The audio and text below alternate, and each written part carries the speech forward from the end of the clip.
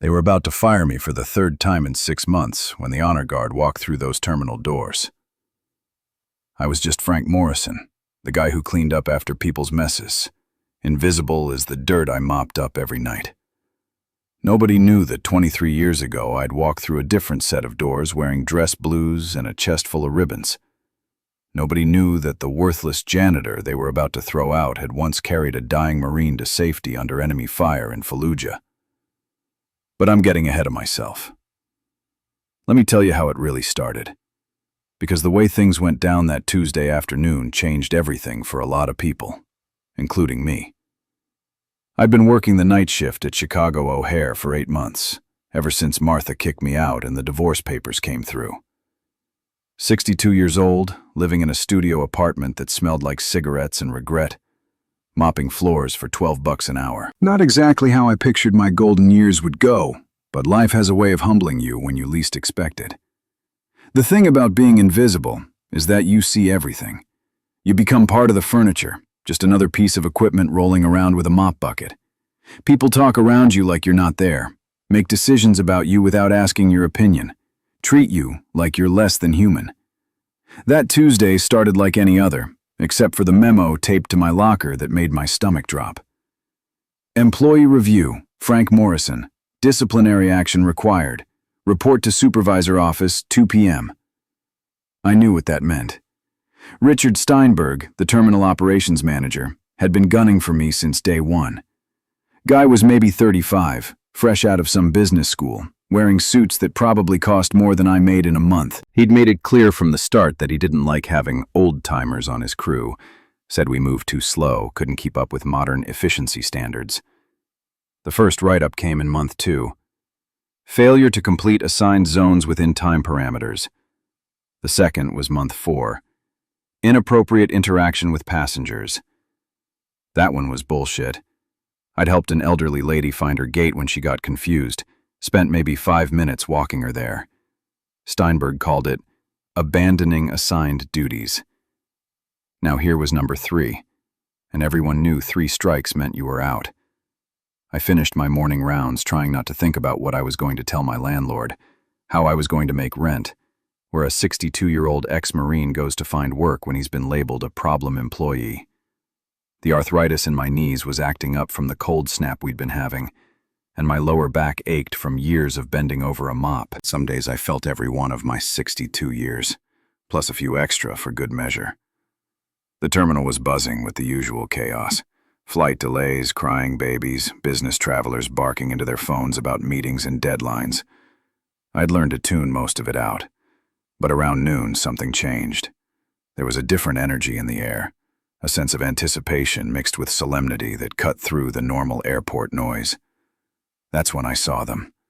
The honor guard came through the main entrance in perfect formation, their dress blues immaculate, every crease sharp enough to cut glass. 6 Marines, their bearing so precise it looked choreographed, escorting a flag-draped casket on a wheeled cart. The terminal fell quiet in sections as people noticed, conversations stopping mid-sentence, phones lowering, that instinctive respect Americans still show when death and service intersect. I stopped mopping and watched them move through the concourse. The lead Marine, a staff sergeant by his stripes, couldn't have been more than 25, but he carried himself with the weight of ceremony. Behind him, the family followed, an older woman in black, probably the mother, holding the hand of a young boy who kept staring at the casket with wide, confused eyes. I knew that look. I'd seen it in mirrors, in hospital rooms, in the faces of families getting the news that would split their world in half. The boy was maybe 8, old enough to understand something terrible had happened, but too young to process what it meant. The woman, his grandmother, I figured, was holding it together through sheer will, the way military families learn to do. The sight hit me harder than I expected. For 8 months, I'd been successful at not thinking about Iraq, about the guys who didn't make it home, about the weight that settled in your chest when you realized you were one of the lucky ones. But watching that casket roll past, seeing the precision in those Marines' movements, it all came flooding back. Semper Fi, brother, I thought, and had to look away. That's when I noticed Steinberg. He was standing near the American Airlines desk, tablet in hand, face red with what I'd learned to recognize as his particular brand of outrage. He was gesturing animatedly at someone. Sarah Chen, one of the airport coordinators. A good kid who always said hello when she saw me working. I couldn't hear what they were saying over the ambient noise, but I could read Steinberg's body language like a book.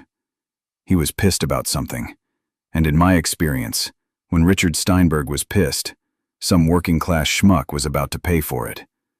The honor guard had stopped near gate B-15, the family gathering in a small cluster beside them.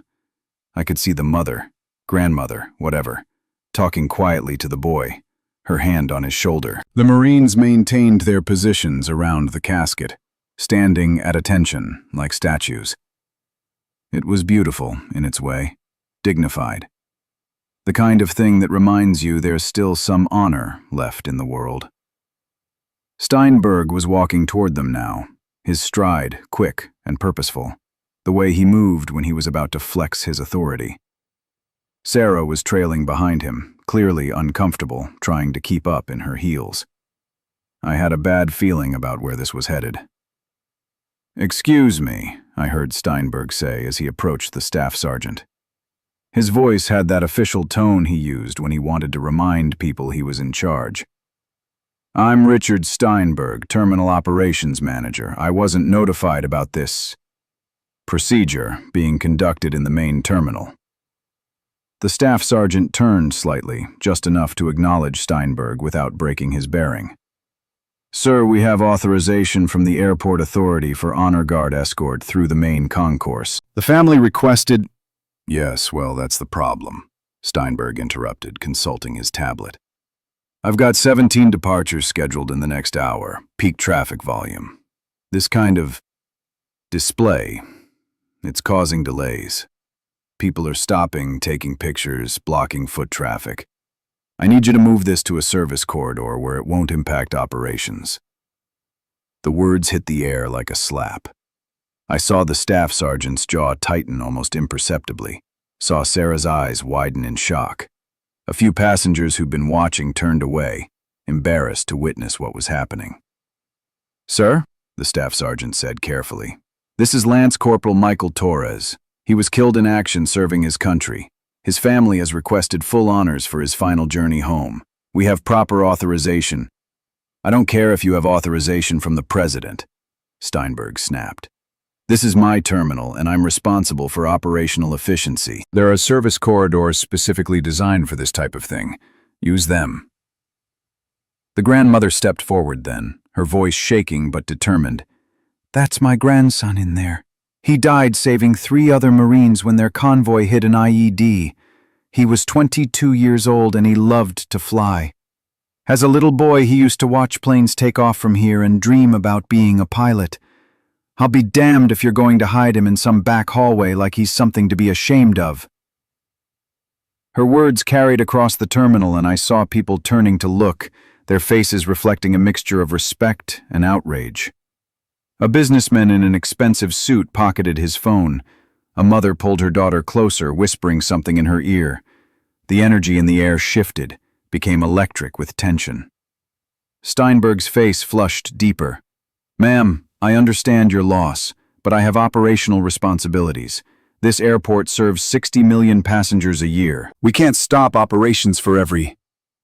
"For every what?" the grandmother demanded. "Every dead soldier? Every family trying to honor their boy?" "That's not what I meant." Steinberg backtracked, but the damage was done. The crowd was growing now, people gathering at the edges of the scene, drawn by the raised voices and the obvious conflict. I found myself moving closer, my mop bucket forgotten. Something was building here, something ugly, and I could feel it in my bones. Steinberg was about to make a mistake that would haunt him, and that family was about to be hurt in a way they didn't deserve. "Look," Steinberg said, trying to regain control. "There are protocols for a reason. Service corridors, scheduled escort times, proper procedures. This impromptu memorial service is disrupting thousands of travelers." "Memorial service?" The staff sergeant's voice was dangerously quiet. "Sir, this is an honor guard escort. We're not conducting a service. We're simply moving a fallen Marine to his final transport." "Whatever you want to call it," Steinberg waved dismissively. "It needs to move to a less disruptive location. I'm ordering you to relocate to the service level immediately." That's when the staff sergeant did something that made my chest tighten with recognition. He straightened to his full height, his eyes fixing on Steinberg with the kind of stare that could melt steel. When he spoke, his voice carried the weight of generations of Marines who'd stood their ground against impossible odds. "Sir, with all due respect, you don't have the authority to order a United States Marine anywhere. This escort will proceed as authorized, through the main terminal, with full honors. If you have an issue with that, I suggest you take it up with my commanding officer." The silence that followed was deafening. Steinberg's face went from red to purple, his hands shaking with rage. The crowd had grown larger, and I could see phones coming out, people starting to record what was happening. "You listen to me, soldier. Marine," the staff sergeant corrected quietly. "I don't give a damn what you call yourself," Steinberg exploded. "This is my terminal, and when I give an order, you follow it. Security!" He turned, looking for airport security officers. "I want these people removed from the main concourse immediately." That's when I saw Sarah step forward, her face pale but determined. "Mr. Steinberg, sir, I think maybe we should—" "You think?" Steinberg spun on her. "You think? I don't pay you to think, Sarah. I pay you to implement my directives. Now get security and get these people moved to where they belong." The venom in his voice, the way he spoke to Sarah like she was dirt, the casual cruelty of his dismissal of a dead Marine's family. Something snapped inside me. All the months of being invisible, of being treated like I was less than human, of watching this man abuse his power over everyone around him. It all crystallized into a moment of perfect clarity. I stepped out of the crowd. "Hey," I said, my voice cutting through the tension. "Why don't you back off and show some respect?" Every head turned toward me. Steinberg's eyes widened as he took in my appearance. The janitor's uniform, the grey hair, the weathered face of a man who'd seen too much and taken too many hits. I probably looked like exactly what he thought I was. A washed-up old man with no business getting involved in affairs above his station. "Frank?" Steinberg's voice dripped with disbelief and condescension. "Frank Morrison? The janitor? You've got to be kidding me." He turned to the crowd as if addressing an audience. "This is perfect. Just perfect." The guy I'm about to fire for incompetence wants to give me advice on airport operations. Laughter rippled through parts of the crowd. The uncomfortable kind people use when they're watching a train wreck and don't know how to feel about it. I felt the familiar heat of shame rise in my cheeks. The same feeling I'd been carrying around for 8 months. Every time someone looked at me and saw nothing but a broken-down old man pushing a mop. "Yeah," I said quietly. "I'm just the janitor. But I know respect when I see it. And I know disrespect too. That family deserves better than what you're giving them." Steinberg's laugh was harsh, theatrical. "Respect? From you? Frank, you can barely keep your assigned zones clean. You consistently fail to meet basic performance metrics. You're a walking liability, and the only reason you still have a job is because firing people over 50 requires so much paperwork." He gestured to the crowd. "Ladies and gentlemen, this is Frank Morrison, the employee I'll be terminating this afternoon for persistent failure to meet standards. Apparently, he thinks his janitorial expertise qualifies him to lecture me on operational protocols." The humiliation washed over me in waves. I could feel the eyes of the crowd, could hear the murmurs of amusement and pity. The business travelers seeing exactly what they expected. The failure, the has-been, the guy who couldn't hack it in the real world. Even some of the people who'd been sympathetic to the family were looking at me now with embarrassment, as if my involvement had tainted their righteous anger. "You know what your problem is, Frank?" Steinberg continued, warming to his theme. "You don't understand your place. You're the help. You clean up messes. You don't get to have opinions about how I run my terminal. You especially don't get to interfere when I'm dealing with unauthorized disruptions to my operational efficiency." The staff sergeant was watching this exchange with professional detachment, but I could see something shift in his eyes when Steinberg said, "unauthorized disruptions." The other Marines maintained their positions around the casket, but their attention was clearly divided now between their duty and the ugly scene unfolding in front of them. The grandmother was looking at me with a mixture of confusion and sympathy, probably wondering why some random janitor had decided to inject himself into her family's moment of grief. The little boy was staring up at all the adults with the wide-eyed look kids get when they sense that something bad is happening, but don't understand what. "Frank here," Steinberg announced to the growing crowd, "is a perfect example of what happens when people don't accept their limitations." 8 months ago, he was probably somebody's maintenance supervisor, maybe even had a few people working under him. Now he's a 62-year-old janitor who can't keep up with a basic workload, and he thinks he can tell me how to run an international airport. That stung more than I wanted to admit, because it wasn't entirely wrong. I had been a supervisor once, at a plant outside Detroit that closed down when the company moved operations to Mexico. Before that, I'd been a lot of things, but the military had been a lifetime ago, and these people didn't need to know about it. They needed to focus on what was important. That family, that casket, that young Marine who'd never get to see another sunrise. "You're right," I said, my voice steady despite the humiliation burning in my chest. "I'm just a janitor, but that doesn't change the fact that you're treating these people like garbage, and they don't deserve it." Steinberg's eyes glittered with triumph. "You know what, Frank? You're absolutely right.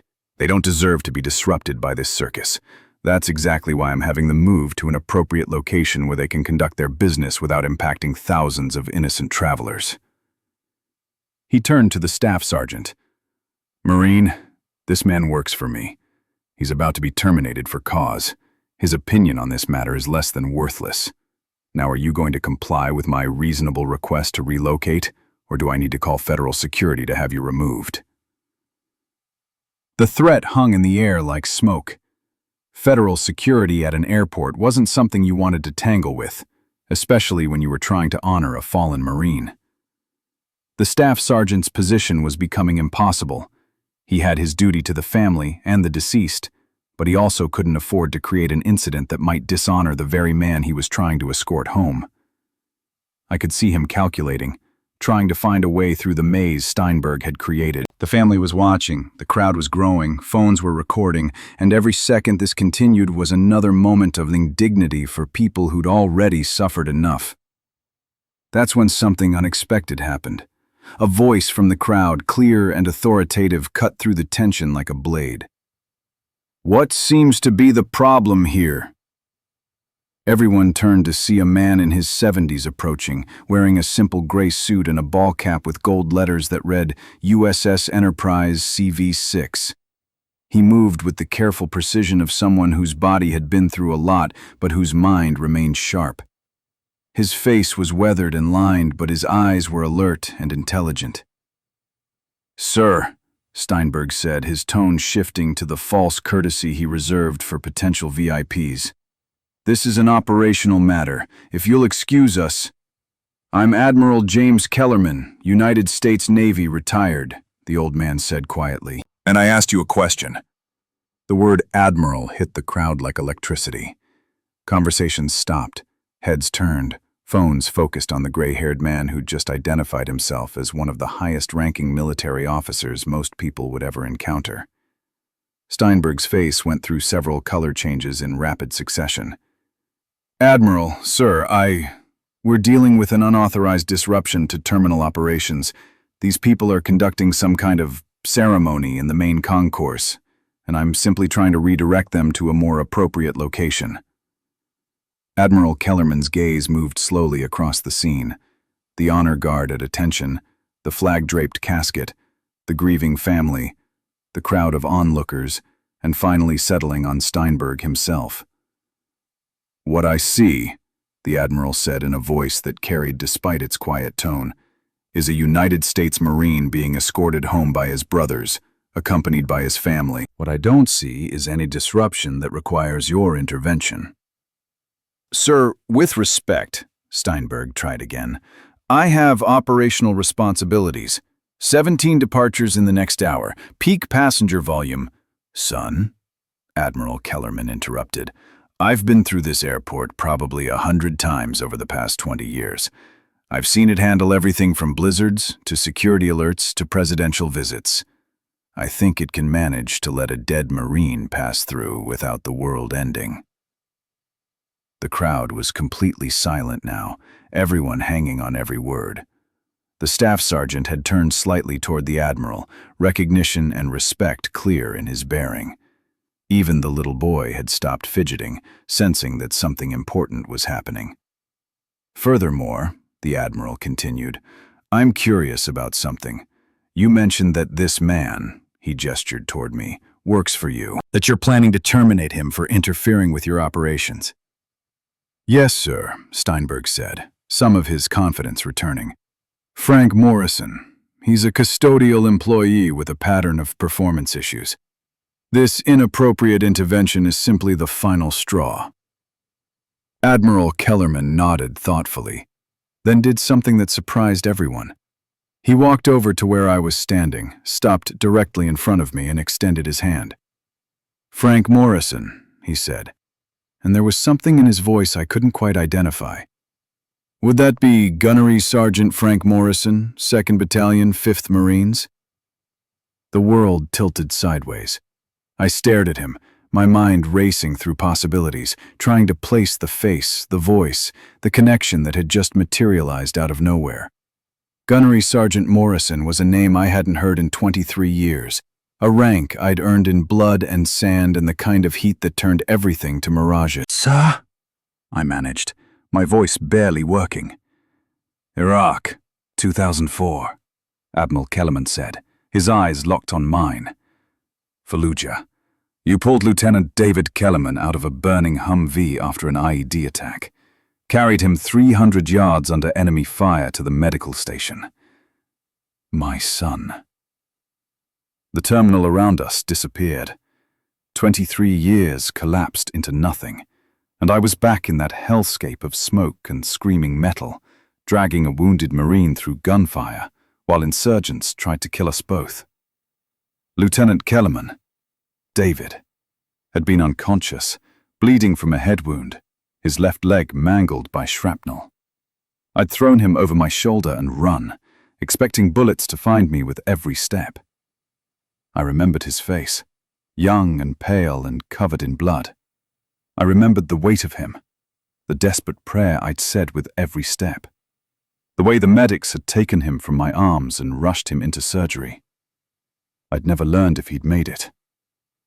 In combat, you do what you have to do and hope for the best, but you don't always get to know how the story ends.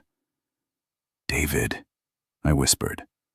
Colonel David Kellerman now, the Admiral said, his voice thick with emotion. He's got 2 kids and a wife who thinks the world of him. He walks with a slight limp, but he's alive because of you. Because you didn't leave him behind. The crowd around us had gone completely silent. Steinberg was staring at me like I'd just sprouted wings.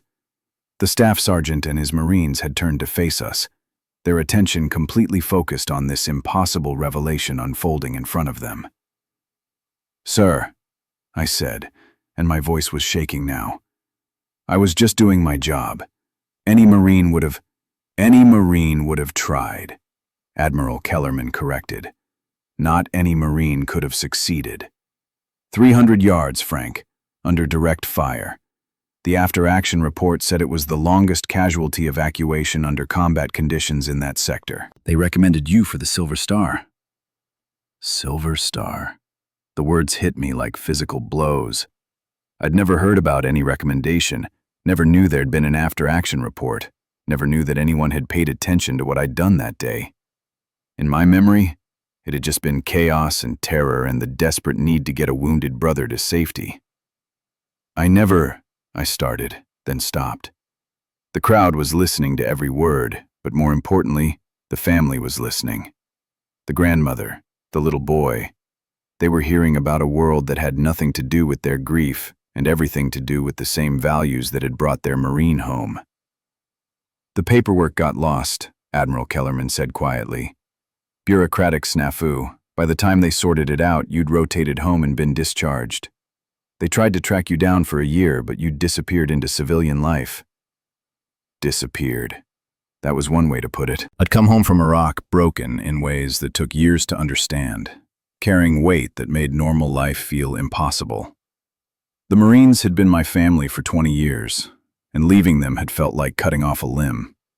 I'd drifted through jobs, relationships, responsibilities, never quite finding my footing in a world that seemed to move too fast and care too little. "Frank," Admiral Kellerman said, and now his voice carried the authority of someone who'd commanded aircraft carriers and battle groups. "You saved my son's life. You carried him to safety when any reasonable person would have said it was impossible.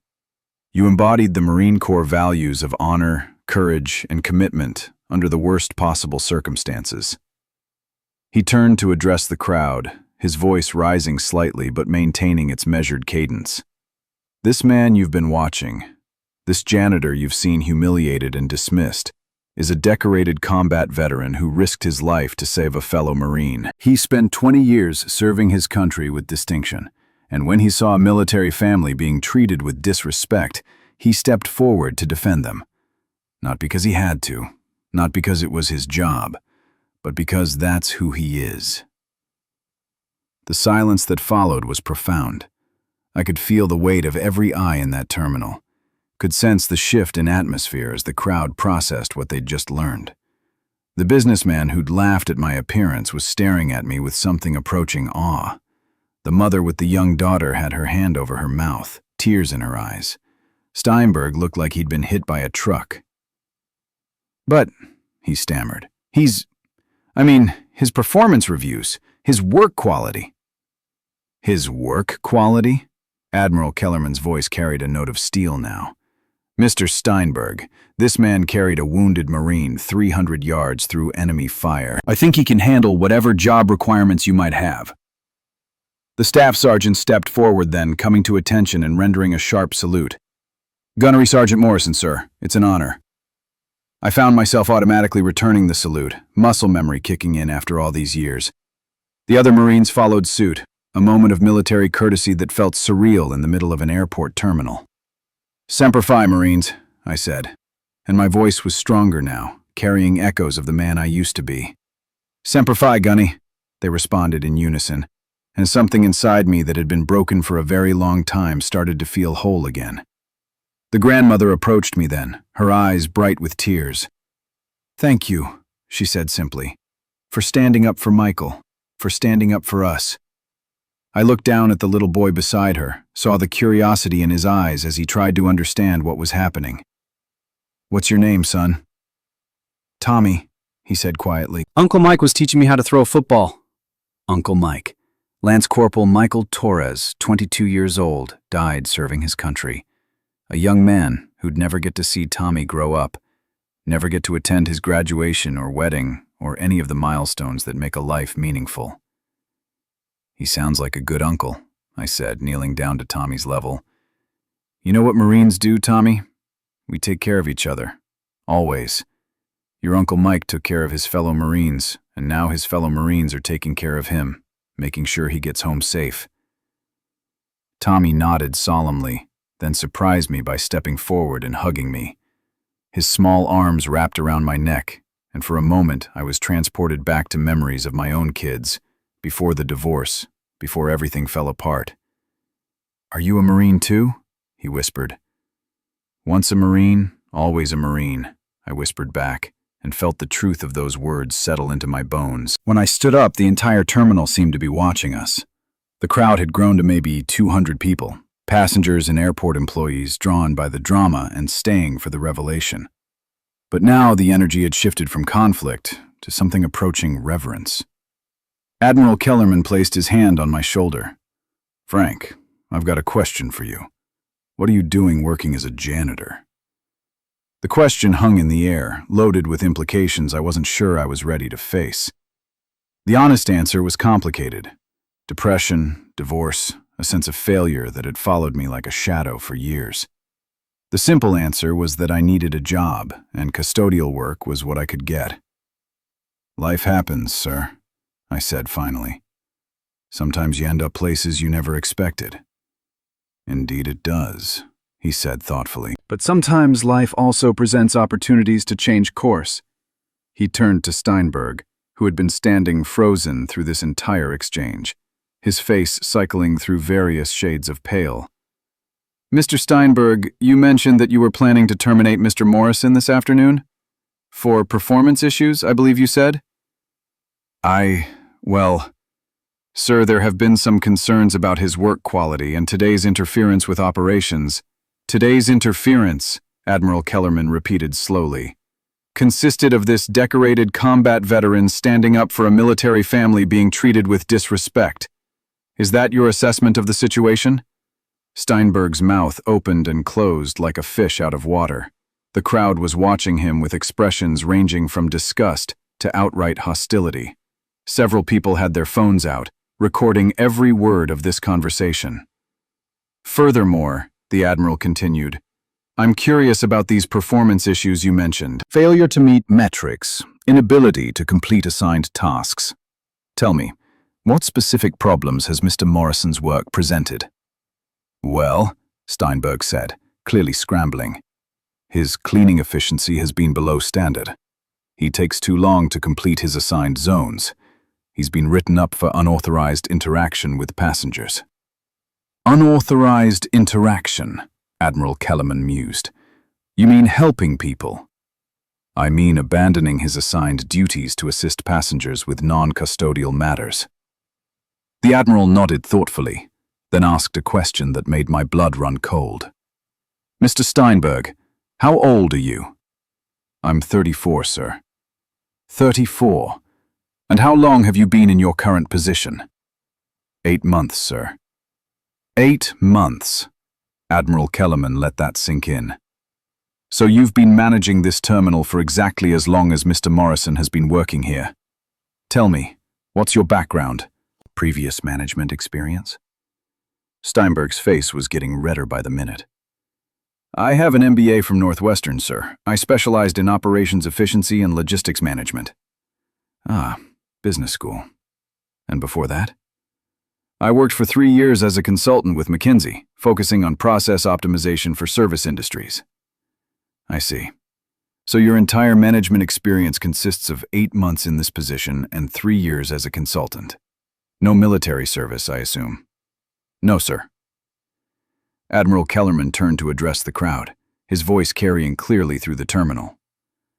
"Ladies and gentlemen, what we have here is a 34-year-old with an MBA and no real-world leadership experience, who has decided that a decorated Marine combat veteran with 20 years of military service is unfit to mop floors." The crowd's reaction was immediate and visceral. Angry murmurs rippled through the gathered passengers, and I could see phones coming out as people started recording and probably live-streaming what was happening. "Sir," Steinberg protested, "his military service, while admirable, doesn't excuse poor performance in a civilian role. We have standards, metrics, efficiency requirements." "Efficiency requirements," Admiral Kellerman interrupted. "Tell me, Mr. Steinberg, what's more efficient? Allowing a decorated veteran to help confused passengers find their gates, or having those passengers wander around lost until they miss their flights and create real operational problems?" Steinberg opened his mouth, then closed it, clearly realizing there was no good answer to that question. "What's more efficient?" the Admiral continued. "Humiliating a military family and creating a public relations nightmare that's probably being live-streamed to thousands of people right now. Or simply allowing an honor guard to escort a fallen Marine through your terminal with dignity." The truth of that statement was evident in the sea of phones pointed in our direction. This confrontation wasn't happening in isolation. It was being broadcast to the world in real time, and the optics were absolutely devastating for Steinberg and the airport. Sarah Chen, who had been standing quietly through this entire exchange, finally stepped forward. "Admiral Kellerman, sir," she said, her voice trembling slightly. "I think there may have been some miscommunication about today's events. The honor guard escort was properly authorized through the airport authority. Mr. Morrison was simply trying to ensure that proper respect was shown to the family." Steinberg spun toward her, his face furious. Sarah, you're out of line. This is not your... Actually, a new voice interrupted, I think Sarah is exactly right. We all turned to see a woman in her 50s approaching, wearing a navy blue suit and an expression that suggested she was not happy with what she was witnessing. The gold badge on her jacket identified her as Catherine Walsh, airport director. Admiral Kellerman, she said, extending her hand. I'm Catherine Walsh, Director of Operations for O'Hare. I want to personally apologize for any disrespect shown to this military family today. She turned to the grandmother and little boy. Ma'am, please accept my deepest condolences for your loss. Your grandson will be escorted through this terminal with full honors as was originally authorized. Then she turned to Steinberg, and her expression became significantly less friendly. Mr. Steinberg, my office. Now! Director Walsh, Steinberg began. I was simply trying to maintain operational efficiency during peak hours. Mr. Steinberg, she said sharply, what you were trying to do was override a properly authorized honor guard escort and humiliate a military family. In the process, you've created exactly the kind of public relations disaster that damages this airport's reputation and relationship with the community we serve. She gestured toward the crowd of phones and cameras. By my count, there are at least 50 people recording this interaction. It's probably already trending on social media. Do you have any idea what kind of damage control we're going to have to do? Steinberg's face had gone completely white. Ma'am, I was just following protocol. Whose protocol? Director Walsh demanded. Because the protocol I authorized specifically allowed for this escort through the main terminal. The protocol you seem to be following is your own ego. She turned back to Admiral Kellerman. Sir, I served as an Air Force officer for 12 years before joining the Airport Authority. I understand the importance of military honors, and I'm personally embarrassed by what happened here today. Director Walsh, the Admiral said, I appreciate your service and your response, but I'm still concerned about this situation with Mr. Morrison. So am I, she said, looking at me with interest. Mr. Morrison, I understand you're facing disciplinary action? Yes, ma'am, I said. Third write-up. Mr. Steinberg was planning to terminate me this afternoon. For what, specifically? I glanced at Steinberg, who was looking like he wanted to disappear through the floor. Performance issues, ma'am. Failure to complete assigned areas within time parameters. Unauthorized interaction with passengers. Director Walsh raised an eyebrow. Unauthorized interaction? You mean helping people? Yes, ma'am. She turned to Steinberg. Richard, help me understand this. You're planning to fire a 20-year military veteran for being too helpful to passengers. Director, his performance metrics... Richard, she said, and her tone was dangerously quiet. I want you to think very carefully about your next words. You're already facing a serious problem with your handling of this military family. Do you really want to compound it by doubling down on firing a decorated combat veteran for being too helpful? The silence stretched out as Steinberg clearly struggled with the impossible position he'd created for himself. The crowd was watching, the cameras were rolling, and every word he said was going to be scrutinized by thousands of people. Perhaps there was some miscommunication about Mr. Morrison's role and responsibilities, he said finally. I think there was more than miscommunication, Director Walsh said. I think there was a fundamental failure of leadership and judgment. She turned to the staff sergeant. Sergeant, please proceed with your escort mission. You have the full support of the Airport Authority. Thank you, ma'am, he replied, rendering a sharp salute. The honor guard reformed their positions around the casket, and the procession prepared to continue. But before they moved, Admiral Kellerman approached the staff sergeant. Sergeant, I'd like to add something to this ceremony, if you'll permit me.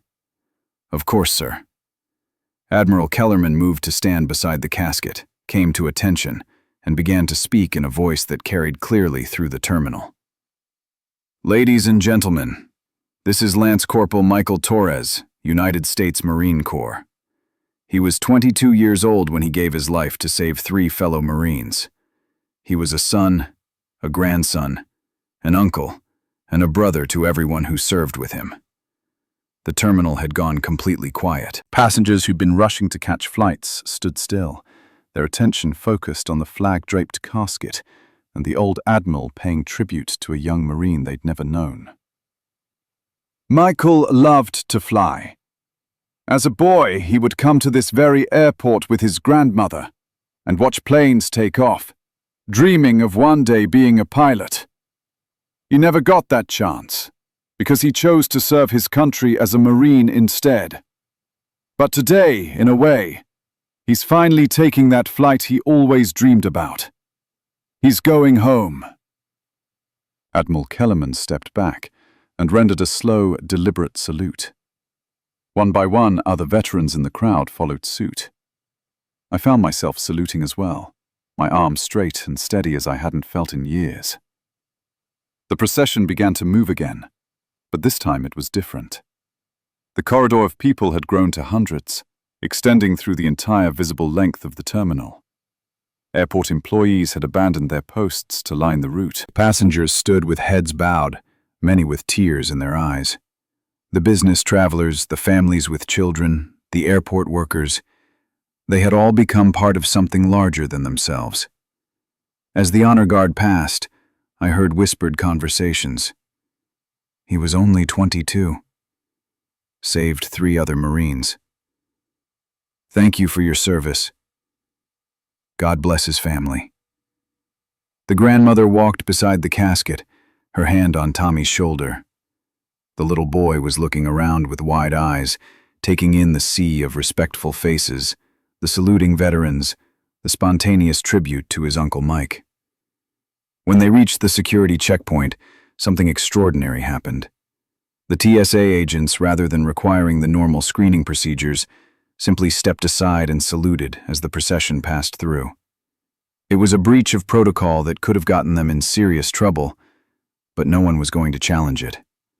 Some moments transcend regulations. As the honor guard disappeared toward the departure gates, the crowd began to disperse slowly, quietly, as if leaving a church service.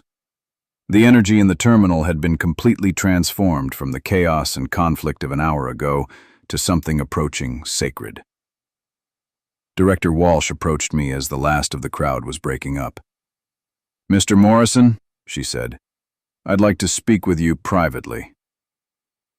We walked to a quiet area near the windows, away from the remaining onlookers and airport staff. "First," she said, "I want to apologize for what happened here today. Mr. Steinberg's behavior was completely inappropriate, and his treatment of you was unacceptable. Ma'am, I understand he has operational responsibilities." "Frank," she interrupted. "May I call you Frank?" "Mr. Steinberg's operational responsibilities don't include humiliating employees or military families. What happened here today was a failure of leadership, plain and simple." She paused, looking out at the tarmac where planes were taxiing in the afternoon sun. "I'm curious about something.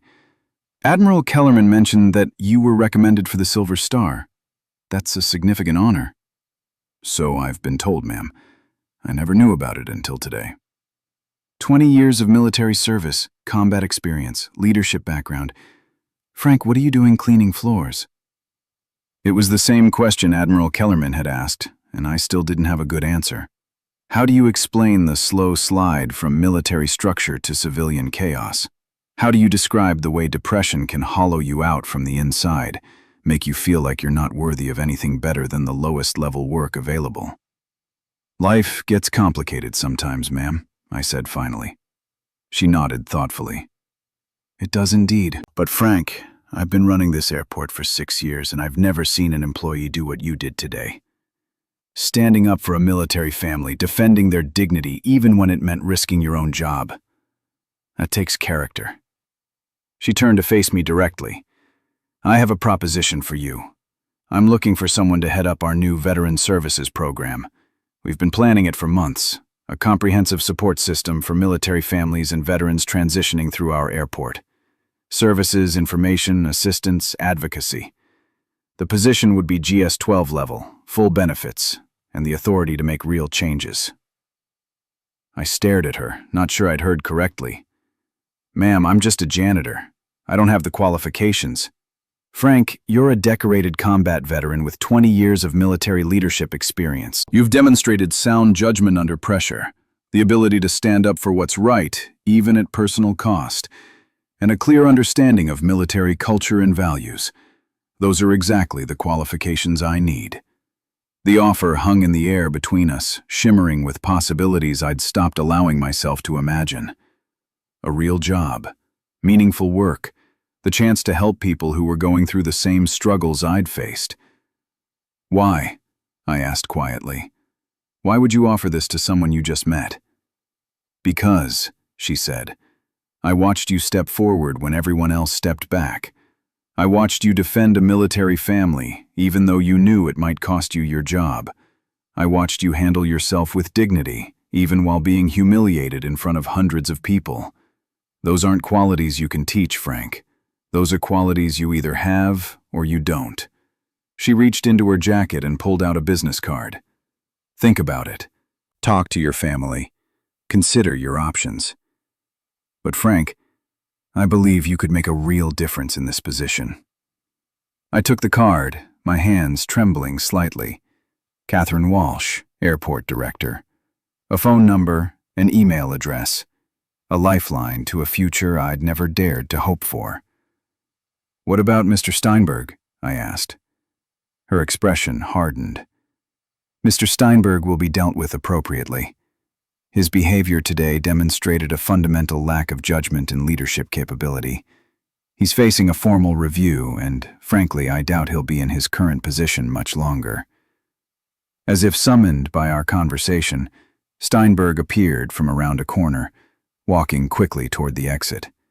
His usual swagger was gone, replaced by the hunched shoulders and quick pace of someone trying to escape. He didn't look in our direction. Ma'am, I said. He's young. Maybe this was just a learning experience. Frank, Director Walsh interrupted. I appreciate your generosity, but some lessons come too late. Mr. Steinberg had multiple opportunities today to correct course, to show leadership and judgment. Instead, he doubled down on his mistakes and created a public relations nightmare. That's not youth. That's character. She was right, of course. Leadership isn't about being perfect. It's about recognizing when you're wrong and having the courage to change course. Steinberg had been given multiple chances to do the right thing, and he'd chosen pride over principle every time. Think about my offer, Director Walsh said.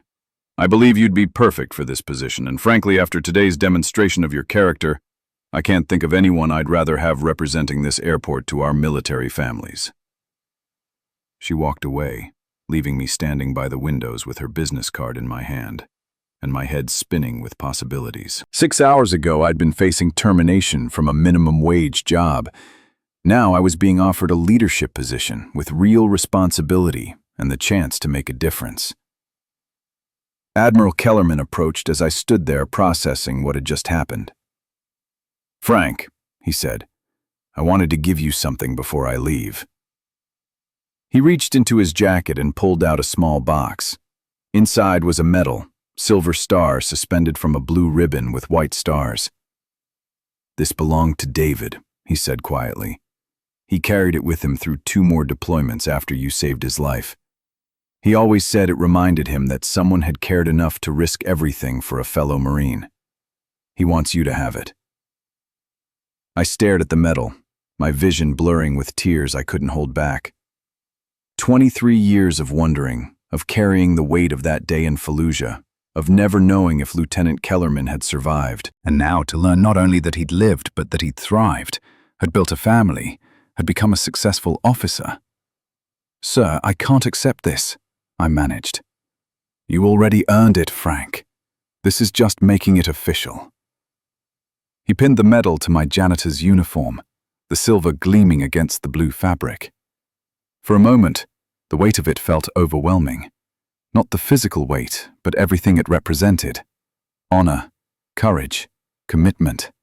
Values I'd carried for 20 years in the Marines, and somehow lost track of in the chaos of civilian life. David wanted me to tell you something else, Admiral Kellerman continued. He said to tell you that every day he's been alive since Iraq has been a gift from you. Every moment with his wife, every baseball game with his kids, every sunrise he's seen. All of it possible because you didn't leave him behind. The words hit me like a physical force. I'd spent so many years focused on my failures, my disappointments, the ways I'd fallen short of my own expectations. It had never occurred to me that I might have done something that mattered, something that had ripple effects beyond my ability to see or understand. "He's watching this, by the way," Admiral Kellerman said with a slight smile. "The whole thing's been live-streamed. He called me 10 minutes ago, crying like a baby. Says he's proud to have served with you." Live-streamed. I'd forgotten about all the phones, all the cameras that had been recording our confrontation with Steinberg. Somewhere out there, thousands or maybe hundreds of thousands of people had watched a janitor get humiliated and then revealed as a decorated combat veteran. The story was probably spreading across social media, being shared and commented on and becoming part of the internet's collective consciousness. "Sir," I said, "what happens now?" "Now," he said, "you get to decide who you want to be going forward. The janitor who got fired for standing up for what's right, or the veteran who found his way back to serving others." He handed me another card, his own contact information. "Frank, I sit on the board of several veteran service organizations. If you take Director Walsh's offer, I'd like to help however I can. Connect you with resources, funding, other people who are doing similar work. You've got an opportunity here to make a real difference." I looked down at the business cards in my hand, at the silver star pinned to my uniform, at the reflection of an old janitor in the terminal window who somehow looked different than he had that morning. "Admiral," I said, "I don't know how to thank you." "Don't thank me," he replied. "Thank David, and thank yourself for being the kind of man who steps forward when it matters." He shook my hand, rendered a final salute, and walked away toward the departure gates, leaving me alone with the weight of possibility. I pulled out my phone and looked at the screen. 17 missed calls, 43 text messages, notifications from Facebook, Twitter, Instagram. The story was spreading faster than I could process. Videos with titles like "Janitor Reveals He's Decorated War Hero" and "Airport Manager Humiliates Veteran, Gets Owned," and "The Silver Star Janitor, Full Video." One of the text messages was from my ex-wife Martha. "Frank, I'm watching the video. I had no idea. I'm so sorry." Another was from my daughter Jessica, who I hadn't spoken to in 8 months. "Dad, I saw what happened. I'm proud of you. Can we talk?" And dozens more from numbers I didn't recognize. "Thank you for your service. You're a hero. God bless you. Thank you for standing up for that family." The world had shifted around me while I stood in that terminal, and I was still trying to understand what it meant. 6 hours ago, I'd been invisible, anonymous, forgotten. Now I was part of a story that was touching people across the country, reminding them of values they'd maybe forgotten, of the importance of standing up for what's right, even when it costs you something. My phone rang. Jessica. "Dad?" "Hey, sweetheart," I said, my voice thick with emotion. "Dad, I'm so sorry. I had no idea what you'd done in Iraq. I mean, I knew you'd served, but I never knew. Why didn't you tell us?" "How do you explain to your daughter that you'd spent 23 years trying to forget the worst day of your life, even though it was also maybe the best thing you'd ever done? How do you tell her that you'd been carrying guilt and shame for surviving when others didn't, for coming home when they stayed behind?" "It was a long time ago, Jess," I said finally. "Different life." "But Dad, you saved someone's life. You're a hero." "I was just doing my job, honey. Any Marine would have." "No," she interrupted, and her voice was fierce with conviction. "Any Marine would have tried, but you succeeded. That Admiral said so himself." I closed my eyes, leaning against the terminal window. Outside, planes were taking off and landing, carrying people to reunions and separations, to new beginnings and final endings, the eternal rhythm of an airport, the constant flow of humanity through the corridors of their lives. Dad, Jessica continued. I saw the video of you standing up for that family. Even before anyone knew who you were, even when you thought it was going to cost you your job, you did the right thing. That's who you are. Jess, I've made a lot of mistakes. The divorce, the drinking, the way I've handled things since I got out. Dad, we all make mistakes. But today, when it mattered, you were the man Mom always said you were. The man I remember from when I was little. The man I remember from when I was little. The words hit me harder than anything else that had happened that day. Before Iraq, before the weight of carrying wounded Marines through gunfire, before the guilt and the nightmares and the slow dissolution of everything I'd built, I'd been a father who took his daughter to baseball games and helped her with homework and taught her to change a tire. I'd like to see you, I said quietly. I'd like that too, Dad. Maybe this weekend? Yeah, that sounds good. We hung up, and I stood there for a moment, processing the fact that my daughter wanted to see me again. That my ex-wife had reached out with something approaching kindness. That a day that had started with a termination notice had somehow become a doorway to possibilities I'd stopped believing in. Sarah Chan approached as I was putting my phone away. Mr. Morrison, I just wanted to say thank you for standing up to him, for doing the right thing even when it was hard. Sarah, you didn't need to. Yes, I did, she said firmly.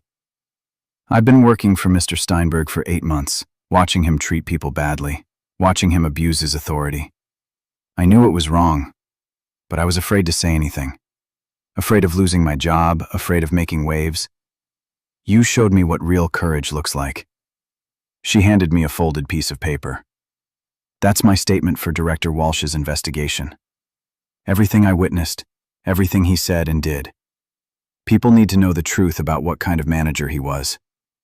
I unfolded the paper and read through her careful, detailed account of the confrontation. Every cruel word Steinberg had said, every moment of humiliation he'd inflicted, documented with the precision of someone who understood that truth mattered. Sarah, this could affect your career. Are you sure you want to? Mr. Morrison, she said, you risked your job to defend a military family you'd never met. The least I can do is tell the truth about what I witnessed. She walked away, leaving me with yet another reminder that actions have consequences beyond what we can see in the moment. My decision to step forward had inspired Sarah to find her own courage, to stand up for what was right even at potential cost to herself. I looked around the terminal, seeing it differently now than I had that morning. This wasn't just a place where people caught flights. It was a crossroads where lives intersected, where moments of decision revealed character, where ordinary people could choose to do extraordinary things. The cleaning cart was still where I'd left it, abandoned when I'd stepped forward to defend a military family. My supervisor would probably want an explanation for why I'd left my assigned area, why there were water spots on the floor in Terminal B that I hadn't gotten to, why the efficiency metrics for my shift were going to be off. But those concerns felt like echoes from a different life now. Director Walsh's business card was in my pocket, along with Admiral Kellerman's contact information and the weight of possibilities I was still learning to believe in. I walked over to the cart and began pushing it toward the service area. My shift was technically over, but I had a few more things to clean up. Not because I was afraid of Steinberg anymore. After today, I doubted he'd be in a position to threaten anyone, but because the work still needed doing, and I'd been raised to finish what I started. As I worked, airport employees kept approaching me. A security guard who wanted to shake my hand, a gate agent who thanked me for my service, a TSA supervisor who said his brother had served in Afghanistan and asked if I'd ever been there. Each interaction was brief, respectful, genuine. Word was spreading through the airport staff about what had happened, about the janitor who'd turned out to be a decorated war hero, about the manager who'd humiliated a military family and gotten his comeuppance. But more than that, word was spreading about the importance of standing up for what's right, of treating people with dignity regardless of their apparent station in life, of remembering that everyone has a story worth respecting. As I finished cleaning the last of my assigned areas, my phone buzzed with another call. This time it was a number I didn't recognize with a Chicago area code. Mr. Morrison, this is Tom Bradley from WGN News. We're following up on the video that's been circulating about your confrontation at the airport today. Would you be willing to speak with us about your military service and what happened? News media, of course. The story was big enough now to attract professional attention, which meant it was about to get a lot bigger. Mr. Bradley, I appreciate your interest, but I'm not looking for publicity. I just did what I thought was right. Sir, we understand your reluctance, but the story is already out there. Millions of people have seen the video. We'd like to give you the opportunity to tell your side, to make sure people understand the full context of what happened. I thought about that. The story was already spreading, being interpreted and commented on by thousands of people who didn't know the full background. Maybe it would be better to have my voice as part of the narrative, rather than letting others define what had happened. Let me think about it, I said. Can I call you back tomorrow? Of course, sir. And Mr. Morrison, thank you for your service. The rest of my shift passed quietly. Word had spread through the airport that I wasn't just the janitor anymore. I was the janitor who'd stood up to a manager, who'd turned out to be a war hero, who'd become part of a story that was touching people across the country. It felt surreal, like watching someone else's life unfold. That morning I'd been Frank Morrison, 62-year-old custodial worker facing termination. Now I was Frank Morrison, decorated combat veteran and symbol of something larger than myself. As I was cleaning up my equipment and preparing to clock out, Director Walsh found me. Frank, how are you holding up? Still processing, ma'am. It's been quite a day. I imagine so.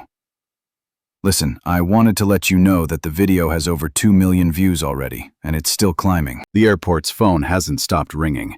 Media requests, but also people wanting to thank you. Veterans organizations offering support. Job offers from other companies. Job offers. The possibility that this day might open doors I'd never imagined. Ma'am, about your offer earlier, the Veteran Services position. I'd like to learn more about it. Her smile was immediate and genuine. I was hoping you'd say that. Can you come in tomorrow morning, say 10 o'clock? We can discuss the details, the scope of the position, what kind of impact you could have. Yes, ma'am. I'll be here. Frank, one more thing. I've been thinking about today, about what happened with Mr. Steinberg and the way you handled yourself throughout that entire confrontation. You know what impressed me most? Ma'am? You never lost your dignity. Even when he was humiliating you in front of hundreds of people, even when you had every reason to be angry and defensive, you maintained your composure and your principles. That's leadership, Frank. That's the kind of character I want representing this airport. I walked out of O'Hare that evening as a different man than I'd walked in that morning. The silver star was still pinned to my uniform, catching the light from the terminal windows. Director Walsh's business card was in my pocket, along with Admiral Kellerman's contact information and 17 messages from news organizations. But more than any of that, I was carrying something I'd lost track of years ago. The sense that my life had meaning, that my actions mattered, that there was still important work for me to do. The drive home took me through neighborhoods I'd been seeing for 8 months without really noticing them. Tonight, they looked different somehow, sharper, more real, full of possibilities I was just beginning to understand. My phone kept buzzing with notifications, social media mentions, friend requests, messages from people I hadn't heard from in years. The story was taking on a life of its own, spreading through military communities and veteran networks, being shared by people who saw in it something they needed to see. When I got to my apartment, there was already a reporter waiting in the parking lot. A young woman with a camera crew, professional and respectful but clearly hoping for an interview. Mr. Morrison? I'm Jennifer Chen from ABC7. We were wondering if we could speak with you about what happened today at the airport. Ms. Chen, I appreciate your interest, but I need some time to process all this. Maybe tomorrow? Of course, sir. Here's my card. Mr. Morrison? Thank you for what you did today. My father served in Vietnam, and seeing someone stand up for military families, It means a lot. I climbed the stairs to my studio apartment, the same stairs I'd climbed every night for 8 months, carrying the weight of failure and disappointment. Tonight, I was carrying something different. Inside, I sat on my couch and opened my laptop. The video was everywhere: YouTube, Facebook, Twitter, news websites. Janitor reveals he's decorated war hero. Airport manager versus Marine. You won't believe what happens next. The Silver Star custodian. I watched myself on the screen, saw the confrontation from the perspective of the crowd, watched Steinberg humiliate me, watched Admiral Kellerman reveal my identity, watched the moment when everything changed. But what struck me most was something I hadn't noticed in the moment: the faces of the people watching. The way their expressions shifted from amusement to shock to respect. The way they responded when they learned who I really was, what I'd really done. It wasn't just about me, I realized. It was about all the veterans who'd been overlooked, underestimated, forgotten. All the people working jobs beneath their capabilities because life had knocked them down and they were still fighting to get back up. All the military families who'd been treated with less respect than they deserved. My story had become their story, and their response was teaching me something I'd forgotten: that service doesn't end when you take off the uniform, that there are still battles worth fighting, still people worth standing up for, still ways to make a difference. I pulled out Director Walsh's business card and stared at it for a long time. Veterans Services Program Director. The chance to help other people navigate the transition from military to civilian life, to advocate for families like the one I'd defended that day, to build something meaningful from the wreckage of my own struggles. Tomorrow, I would go back to O'Hare, not as Frank Morrison the janitor, but as Frank Morrison the veteran, the advocate, the man who'd found his way back to purpose. I would sit down with Director Walsh and learn about a job that could turn my experience with failure into a tool for helping others succeed.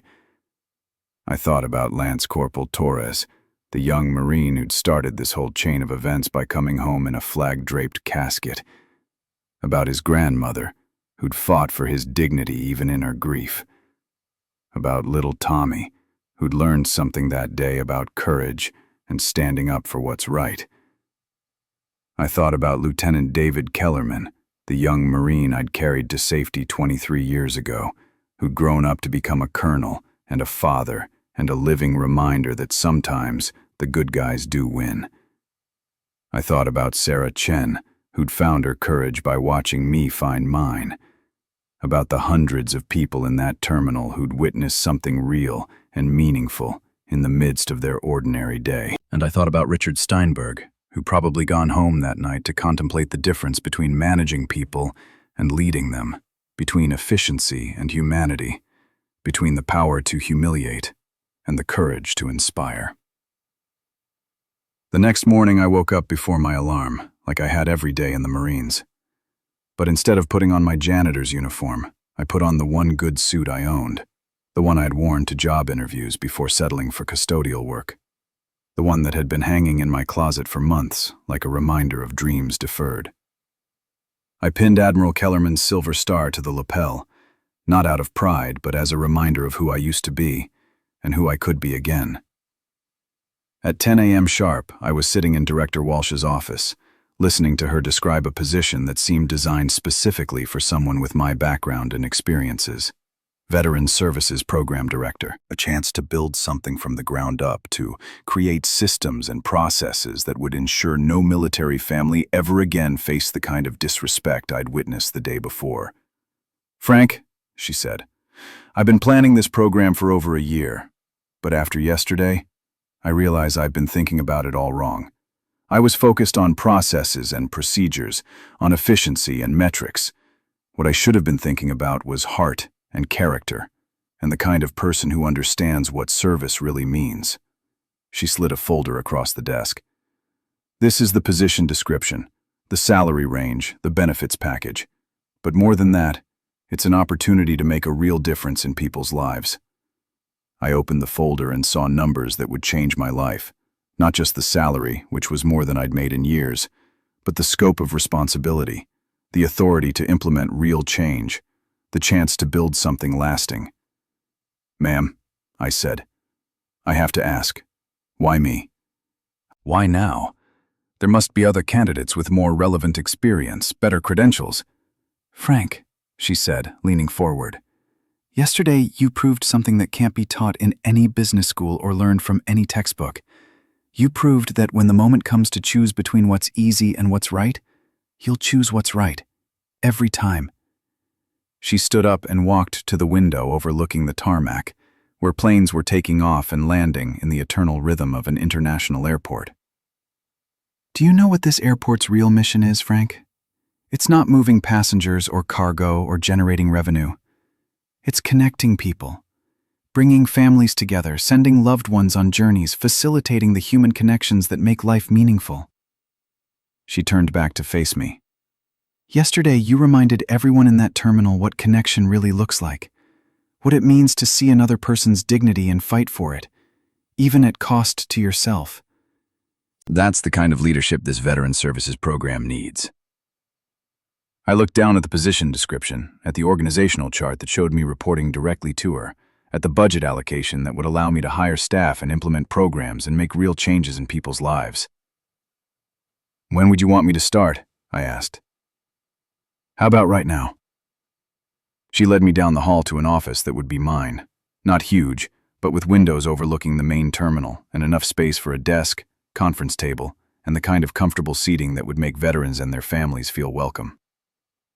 "Your first assignment," she said, "is to spend a week observing operations, talking to staff, identifying the kinds of situations where veterans and military families might need additional support. Then I want you to come back with a comprehensive plan for how we can serve them better." I spent that first week walking through the airport with new eyes, seeing it not as a janitor trying to stay invisible, but as a leader looking for ways to make things better. I talked to gate agents about military families traveling with emergency leave orders. I spoke with security personnel about the best ways to handle veterans with PTSD who might struggle with crowds and loud noises. I interviewed restaurant managers about providing meals for families who were dealing with military emergencies and couldn't afford airport food prices. Every conversation revealed new opportunities, new ways to serve people who'd already given so much in service to their country. At the end of that week, I presented Director Walsh with a 20-page plan for the Veteran Services Program. Dedicated family rooms for emergency travel situations, training for all airport staff on military culture and veterans issues, partnerships with local veterans organizations, a 24-hour hotline for families dealing with military crises. "This is excellent work, Frank," she said after reviewing my proposal. "Comprehensive, thoughtful, actionable. When can we start implementing it?" "I've already started," I said. "I've got meetings scheduled with 5 local veterans groups next week, and the training materials are being developed by a Marine I know who specializes in civilian-military cultural bridge building." Over the following months, the Veteran Services Program grew from an idea into a reality that touched thousands of lives. We helped military families navigate emergency travel when their loved ones were wounded overseas. We provided quiet spaces for veterans dealing with PTSD symptoms triggered by airport crowds and noise. We connected transitioning service members with job opportunities and support services. But more than any specific program or service, we changed the culture of the airport itself. Staff members learned to recognize military families and offer appropriate support. Gate agents were trained to handle military travel orders with sensitivity and efficiency. Restaurant and shop managers implemented policies to assist families dealing with military emergencies. The story of my confrontation with Steinberg continued to circulate online, generating millions of views and serving as a reminder about the importance of treating everyone with dignity and respect. It became part of training materials for customer service representatives, a case study in leadership programs, and a viral example of how one person's courage can inspire others to do better. 6 months after that Tuesday afternoon when I'd expected to be fired, I was invited to speak at a national conference on veterans affairs. Standing at the podium, looking out at an audience of hundreds of people working to serve those who'd served. I thought about the journey that had brought me there. 6 months ago, I told them, I was a janitor facing termination for the third time. I was living in a studio apartment, estranged from my family, carrying the weight of 23 years of wondering if I'd made any difference in the world. I paused, seeing nods of recognition from veterans in the audience who'd faced their own struggles with transition and purpose.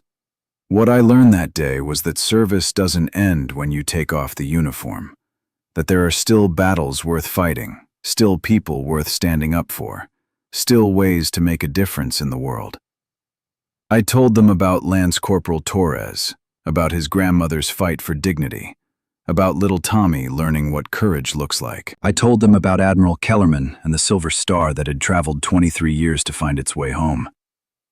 I told them about Director Walsh and the chance she'd given me to turn experience with failure into tools for helping others succeed. The most important thing I learned, I concluded, is that none of us fights alone. That when we stand up for what's right, we give others permission to find their own courage. That when we refuse to be invisible, we help others step into the light. The applause was long and heartfelt, but what mattered more were the conversations afterward. Veterans who'd been struggling with their own transitions, who'd felt lost and forgotten and invisible. Airport managers from other cities who wanted to implement similar programs. Military families who'd been touched by the services we'd created. Each conversation was a reminder that the story that started with a confrontation over a fallen Marine's escort had grown into something much larger. A movement toward treating veterans and military families with the respect and support they deserved. That evening, I called Jessica to tell her about the conference, about the speech, about the people who'd approached me afterward with their own stories of struggle and redemption. "Dad," she said, "I'm so proud of you. Not just for what you've accomplished, but for who you've become. For finding your way back to being the man I remember from when I was little." The man I remember from when I was little. The words still carried weight, still reminded me of the father I'd been before Iraq. Before the weight of carrying wounded Marines through gunfire, before the long slide into depression and divorce and minimum wage invisibility. But now they carried something else too. The promise of who I could still become. The grandfather I might be to children not yet born. The mentor I could be to veterans still finding their way. The leader I was learning to be in service to people who'd already given so much. A year after that Tuesday afternoon at O'Hare, I received a call from Admiral Kellerman. "Frank," he said, "I have some news. David's been promoted to Brigadier General. He's taking command of a Marine Expeditionary Unit next month." Brigadier General David Kellerman. The lieutenant I'd carried through gunfire 24 years ago had achieved one of the highest ranks in the Marine Corps, leading thousands of Marines in service to their country. "Sir, that's incredible news. Please give him my congratulations." "I'll do that, Frank. But he wanted me to tell you something else. He's recommending you for the Presidential Citizens Medal." The Presidential Citizens Medal. One of the highest honors a civilian can receive, recognizing exceptional service to the nation or fellow citizen. "Sir, I don't think that's appropriate. I was just doing my job." "Frank," Admiral Kellerman interrupted. "You saved my son's life in combat. You stood up for a military family when everyone else looked away. You've built a program that served thousands of veterans and their families. You've turned your own struggles into a platform for helping others overcome theirs. If that doesn't merit recognition, I don't know what does." 6 months later, I stood in the East Room of the White House as the President placed the Presidential Citizens Medal around my neck. In the audience were Director Walsh, Admiral and Mrs. Kellerman, Jessica and her new boyfriend, Martha, who'd asked if she could attend, and dozens of veterans and military families who'd been touched by the Veterans Services Program. But the person I thought about most as the President spoke about service and sacrifice and the importance of standing up for what's right was Lance Corporal Michael Torres, the 22-year-old Marine whose final journey home had started a chain of events that changed so many lives. "In a world that often moves too fast to notice individual acts of courage," the President said, "Frank Morrison reminds us that one person's decision to do what's right can inspire thousands of others to find their own courage. After the ceremony, as guests mingled in the reception, a young woman approached me. She was maybe 25, wearing a marine dress blue uniform with Staff Sergeant stripes. "Mr. Morrison," she said, "I'm Staff Sergeant Maria Santos. I wanted to thank you." "Staff Sergeant, I should be thanking you for your service." "Sir, you don't understand. I was the Marine who was with Lance Corporal Torres when he died. I was one of the 3 he saved when our convoy hit that IED." The words hit me like a physical force. Here was a living reminder of the sacrifice that had started everything. The young woman whose life had been saved by the Marine whose dignity I'd defended that day at the airport. "He talked about his family a lot," she continued. "About his grandmother who'd raised him, about his nephew Tommy who looked up to him. He made us promise that if anything happened to him, we'd make sure his family knew he died doing what he believed in, taking care of his fellow Marines." She paused, her eyes bright with tears she was fighting to control. "When I saw the video of you standing up for his family, defending their right to honor him properly, I knew that's what he would have wanted. Someone to fight for them the way he fought for us." We talked for another 10 minutes about Torres, about the Marine he'd been and the impact his sacrifice had made, about the 3 lives he'd saved and the families that remained whole because of his courage. "Mr. Morrison," she said as our conversation concluded, "Mike would be proud to know that his final mission inspired someone like you to find your purpose again."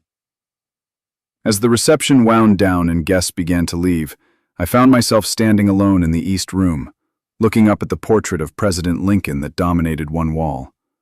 A man who'd understood something about the cost of service, about the weight of decisions that affect other people's lives, about the importance of standing up for what's right, even when it's difficult.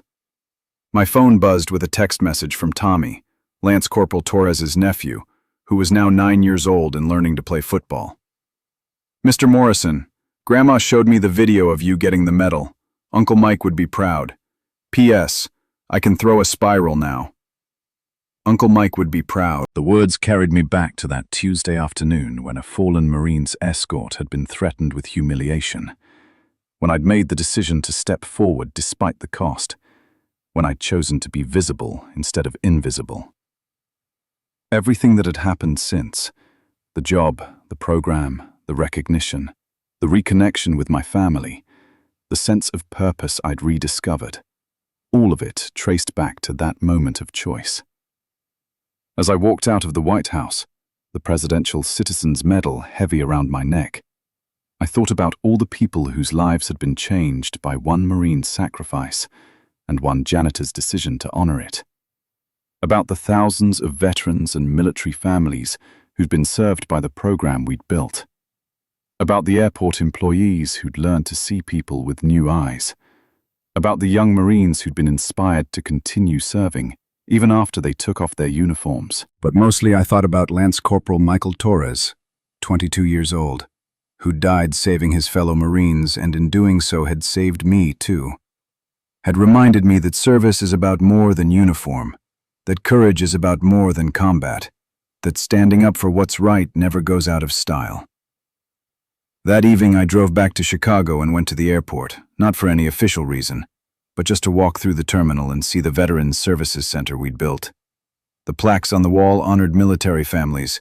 The comfortable seating provided a refuge for veterans dealing with difficult travel situations, and the staff wore small pins identifying them as trained to assist military personnel.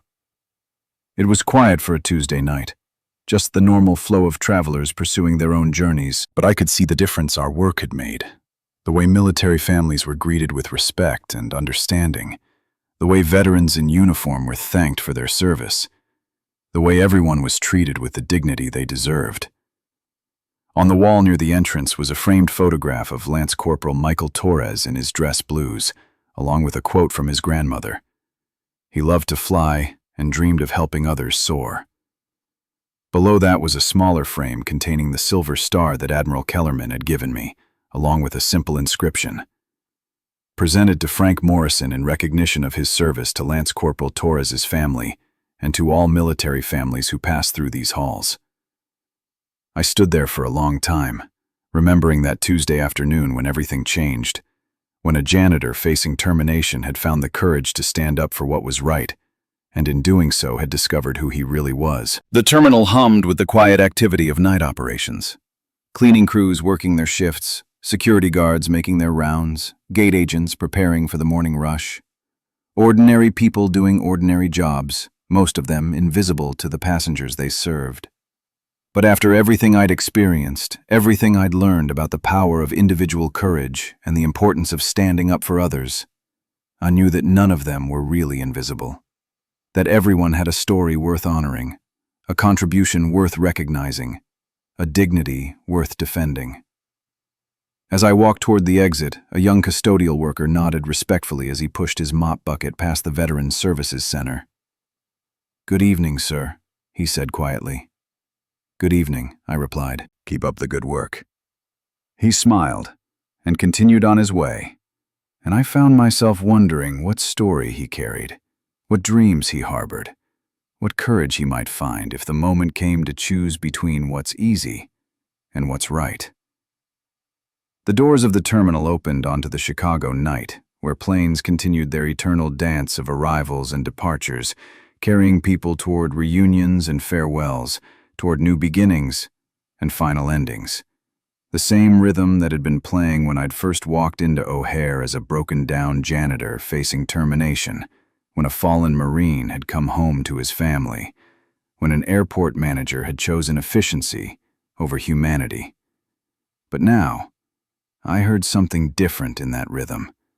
Not just the movement of people and planes, but the movement of possibility. The sound of lives being changed, of courage being found, of service being honored in all its forms. I drove home through the same neighborhoods I'd been traveling for over a year, but they looked different now than they had that first night after my confrontation with Steinberg. Brighter, more full of promise, rich with the connections that make life meaningful.